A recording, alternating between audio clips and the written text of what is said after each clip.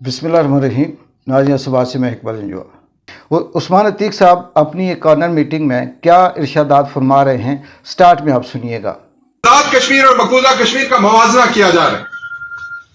इस बदबख्ती पे मैं क्या बात कर सकता हूं कि आजाद मकबूजा कश्मीर में 70-80 हजार खवातीन की इस वक्त बरी की गई। बात उस्मान अतीक साहब ये कहते हैं कि आज़ाद कश्मीर और मकबूजा कश्मीर का मुआजना करें आप, कि वहां पर 70,000 कश्मीरी शहीद हुए, बच्चे, माएँ, बूढ़े, उनके रेप हुए।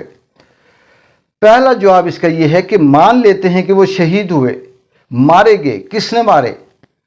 हिंदुत्व ने। किसने मारे? मोदी सरकार ने। किसने मारे?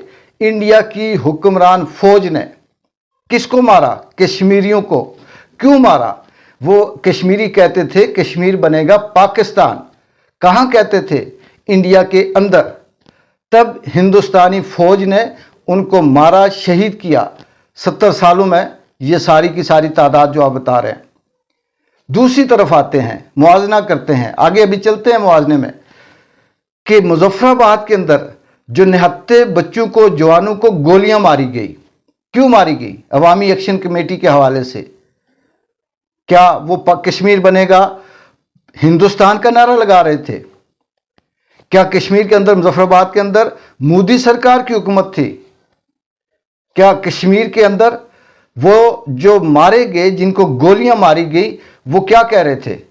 वो पाकिस्तान का झंडा या कश्मीर का झंडा जला रहे थे? नहीं, वो अपने हक की बात कर रहे थे।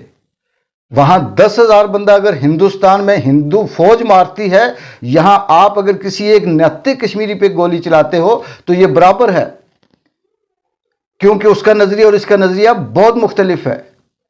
चले आगे मुआजना करते हैं। उस्मान अतीक साहब मुआजना कर लें, आज़ाद कश्मीर बामुकाबला मकबूजा कश्मीर। सबसे पहले तालीम का मुआजना करते हैं। आज़ाद कश्मीर का निज़ाम तालीम देखें, मकबूजा कश्मीर के अंदर जो निज़ाम तालीम है उसको देख लें। आज़ाद कश्मीर के अंदर जो सड़कें हैं उसकी सूरत हाल देख लें, और मकबूजा कश्मीर के अंदर जो सड़कें हैं उनको देख लें। मुआजना करते हैं आज़ाद कश्मीर के अंदर सेहत की क्या सूरत हाल है, अद्वियात की क्या सूरत हाल है, यहाँ पर हॉस्पिटल किस लेवल पे हैं, और इसी तरह का उठाएं और मुआजना करें मकबूजा कश्मीर के अंदर सेहत कैसी है। आगे चलते हैं, आज़ाद कश्मीर का इंफ्रास्ट्रक्चर देखें और मकबूजा कश्मीर के अंदर जाकर इंफ्रास्ट्रक्चर देखें। वहाँ की यूनिवर्सिटीज देखें, तालीमी म्यार देखें, कॉलेजेस देखें, तालीमी म्यार देखें, स्कूल देखें, तालीमी म्यार देखें। लाए आपको मैं चैलेंज करता हूँ, पूरे आज़ाद कश्मीर की यूनिवर्सिटी और कॉलेजेस के स्टूडेंट को लेकर आए। अगर 2% भी अपने म्यार पे उतर गया तालीमी, जो आप कहेंगे मैं सजा के लिए तैयार हूं।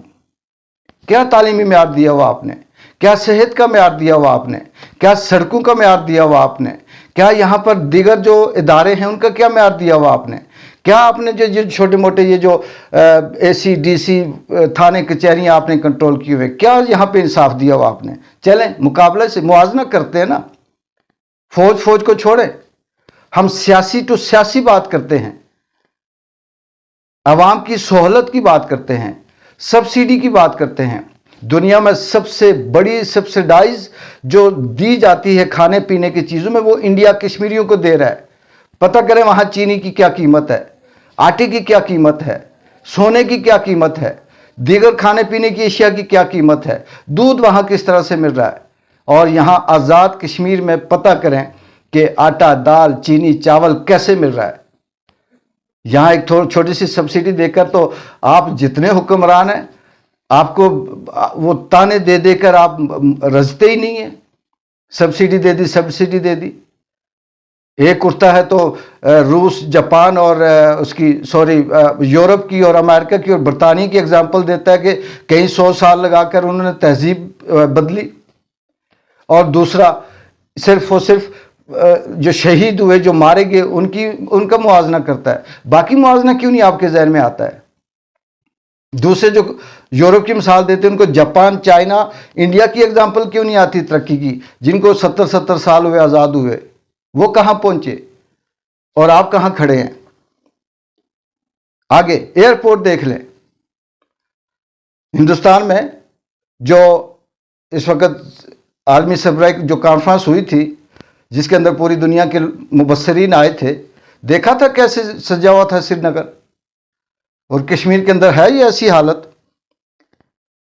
بجلی کی حالت دیکھ لیں، یہاں کی دیکھ لیں اور انڈیا کی دیکھ لیں، کیا بات کرتے ہیں، صرف چھوٹی چھوٹی تحصیلیں، ضلع دے دیے، تحصیلیں دے دی، فلانا دے دیا، اور تحصیلوں کا مقابلہ آپ پاکستان کے اس پنڈی سے کرتے ہیں۔ پاکستان کی کیا مثال دیتے ہیں؟ پاکستان ہم سے بھولا ہوا ہے، وہاں کی کیا حالت ہے، کیسے مارا جاتا ہے وہاں حق کو سچ بات کرنے کی، اسی سکرپٹ پہ آپ چلنے کی کوشش کر رہے ہیں۔ آگے آپ بات کرتے ہیں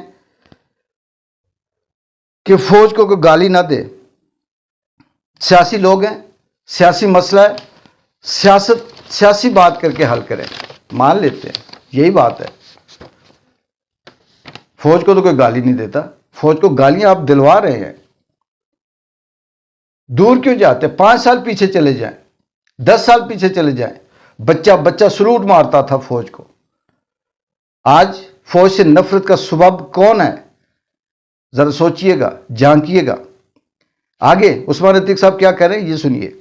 شاید امید لگ رہی ہے کہ شاید کوئی اچھا وقت آئے۔ کہہ رہے ہیں اچھا وقت آنے والا ہے، اس میں کوئی شک نہیں کہ اچھا وقت آنے والا ہے، وہ آپ کے لیے آنے والا ہے، کیونکہ آپ کو کہیں نہ کہیں سے دوبارہ سے کسی نہ کسی طرح سے روزگار ملنے والا ہے، عوام وہاں کی وہیں رہے گی، اور عوام کے لیے مشکل وقت آنے والا ہے، یہ آپ کے لیے اچھا وقت ہے۔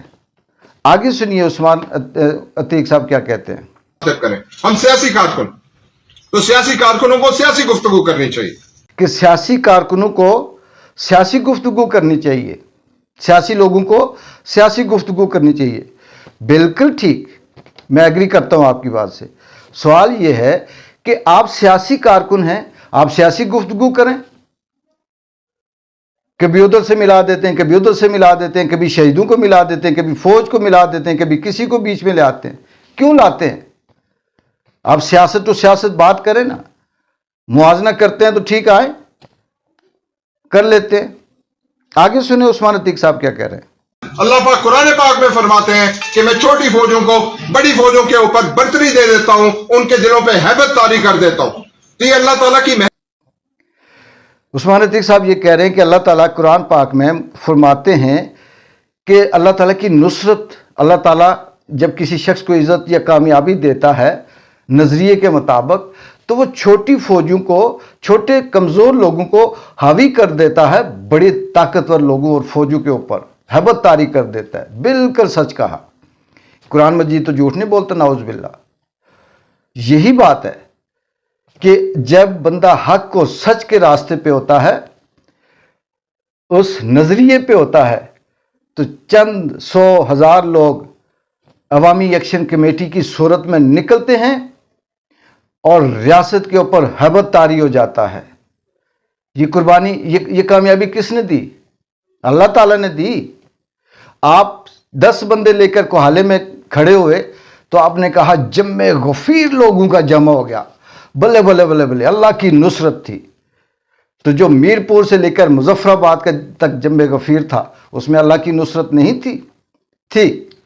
یہی فرق ہے کہ آپ کو اپنی حدیث، اپنی آیات صحیح لگتی ہے، لیکن آیات اور حدیث کا جو اصل مفہوم ہے وہ آپ نہیں سمجھ سکتے، کیونکہ آپ سمجھنا نہیں چاہتے۔ اور اللہ تعالیٰ آئندہ بھی اسی طرح سے نہتے، بے بس، مجبور عام لوگوں کو اتنی طاقت دے دے گا کہ آپ جیسی ریاست کی اس طاقت کو بھی ہیبت طاری ہوگی، کیونکہ آپ ظلم کرتے ہیں، سر عام ظلم کرتے ہیں، جھوٹ بولتے ہیں، بار بار تانا دیتے ہیں۔ کہ آخر میں یہ کہوں گا عثمان عتیق صاحب، ایک سوال ذرا سوچئے گا کہ مسلم کانفرنس چاہے جیسے بھی ہے، جو بھی تھی، ہاں اس پہ سوری بیچ میں سے ایک بات بھول گئی کہ کشمیریوں کا کیا سٹیٹس تھا۔ اقوام متحدہ کی قراردادیں پڑھ لیجئے، کشمیر کا کیس اقوام متحدہ میں کون لے کے گیا ہے یہ پڑھ لیجئے۔ کراچی معاہدے کا ذمہ دار کون ہے؟ आपको पता होगा ना, क्योंकि आपके दादा ने कराची माहिदे के अंदर उनकी मशावरत थी। तो कराची माहिदे में सब कुछ उलट पुलट कर आपने रख दिया, और जहां पे आप दावा करते हैं, जरा सोचिएगा सवाल कि कश्मीर के अंदर जिसे आप रियासती जमात कहते हैं, मुस्लिम कॉन्फ्रेंस, चलें 10-20 साल 40 साल पहले उसका तोती बोलता था, क्योंकि वन वे थी, लोगों को पता नहीं था, सब सोचते थे बहुत कुछ सही हो रहा है। आज वो एक सीट पे आके रह गई, और वो एक सीट भी ओरिजिनल नहीं है। चैलेंज है दिल कोर्ट से, फ्री एंड फेयर इलेक्शन करवाएं, उसके अंदर फॉर्म 47 वाली बात ना करें, कहीं किसी तीसरी कुव्वत की मदद ना लें। अगर इलेक्शन की वो सीट आप जीत गए तो जो आप सजा देंगे मैं तैयार हूं। इस नौबत तक क्यों आए? आपकी पॉलिसियां, आपका तकब्बर, आपका गुरूर, आपका मतलब, और आज आप अवाम को भाषण देते हैं, बार बार ताने देते हैं, बार बार कहते हैं कि इनकी तरबियत पे हैरत होती है, इनके सेंस पे हैरत होती है, इनके उस्तादों पे हैरत होती है। उस्तादों पे हैरत होनी चाहिए आपको, क्योंकि उस्तादों ने गलत बताया, कश्मीर की तारीख गलत बताई उस्तादों ने, क्योंकि वो आपके मजबूरी थी। फिर किसी दिन इंशाल्लाह बात करेंगे कि 2005 के ज़लज़ले में सिद्दार अतीक साहब की हुकूमत थी, उस वक्त जो इमदाद आई, जो एनजीओज थी, जिनके प्रोजेक्ट थे, हाउसिंग प्रोजेक्ट थे, यहाँ पे फर्स्ट एड प्रोजेक्ट थे, एजुकेशन के प्रोजेक्ट थे, सड़कों के प्रोजेक्ट थे, घरों के प्रोजेक्ट थे, उनको किसने यहाँ से नाकाम किया? किसने ये नहीं होने दिया? ये तफसील सारी मेरे पास मौजूद है, मैं नहीं शायद हूँ, इस पे फिर कभी बात करेंगे। आप बात करते हैं कि आप बहुत बड़े मुहिब्बुल वतन हैं, आप बात करते हैं कि कश्मीर आपने सर पे उठा के रखा हुआ है, आप बात करते हैं कि आपके अलावा तो कश्मीर का कोई और वारिस ही नहीं है। क्या किस हालत में रखा हुआ है अवाम को आपने? बार बार 2-4 बातों के ताने देकर आप कहते हैं कि आपने बहुत अवाम के लिए तीर मार दिया। कभी जिंदगी में मौका मिला तो बात होती रहेगी इंशाअल्लाह। इकबाल जंजुआ को इजाजत दे, अल्लाह हाफिज।